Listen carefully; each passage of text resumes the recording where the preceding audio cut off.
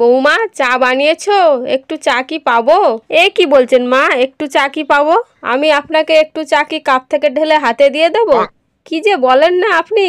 আমি কি এরকম করতে পারি? পুরো চায়ের কাপটাই দিতাম, চা খেতেন। কিন্তু কি করব মা, ওই যে চিনি নেই, তাই চা করতে পারিনি। তো পাশে পিন্টুর দোকান থেকে নিয়ে আসুনি কেন?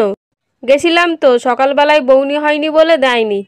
ঠিক আছে, তাহলে বিনা চিনিতেই চা বানাও। চা বানানো যাবে না তো মা, দুধ নেই। দুধ বিড়ালে খেয়ে গেছে। দুধটা ফ্রিজে রাখতে পারোনি? বিড়ালে খেয়ে গেছে তো আমি কি করে ফ্রিজে রাখতাম? আরে বিড়াল খাওয়ার আগে দুধটা ফ্রিজে রাখার কথা বলছি। যাও এখন দুধ নিয়ে এসে চা করো। কোথায় খুঁজবো ওকে? কখনো গাছে চড়ে যায়, কখনো বেড়ের তলায় ঢুকে থাকে। আর যদি বা খুঁজে পাই তাহলে কি বলবো বিড়ালটাকে? দে দুধ দে, তাড়াতাড়ি দুধটা দে। ওহ, আমি দোকান থেকে দুধ আনার কথা বলছি, যাও দোকান থেকে নিয়ে আসো। দোকানদার দেবে না, ও ফ্রিতে গালাগালিও দেয় না। আমাকে দেখলে বলে এই যে এসে গেছে, এবার ফ্রিতে গালাগালি দিতে হবে।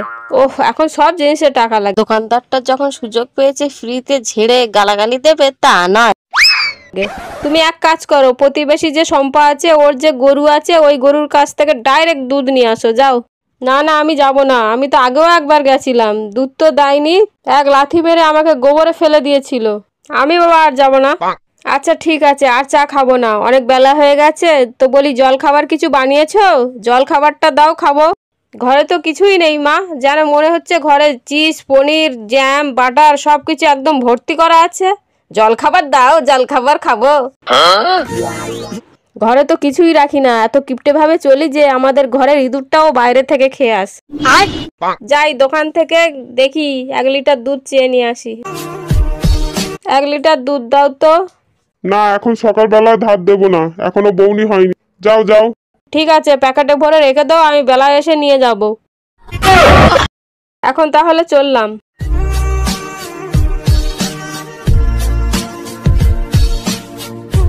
আমার সব কাজ শেষ, যাই ওই পাড়া থেকে একটু ঘুরে আসি।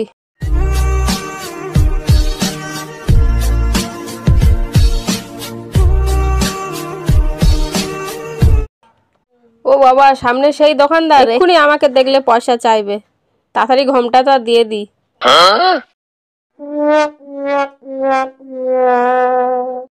এই মালতীর মা, আমি তোমাকে চিনতে পেরে গেছি, দাও বাকির টাকাটা দিয়ে যাও। ও, চিনতে পেরে গেছো? তাহলে আরো আধা কিলো দিয়ে দাও।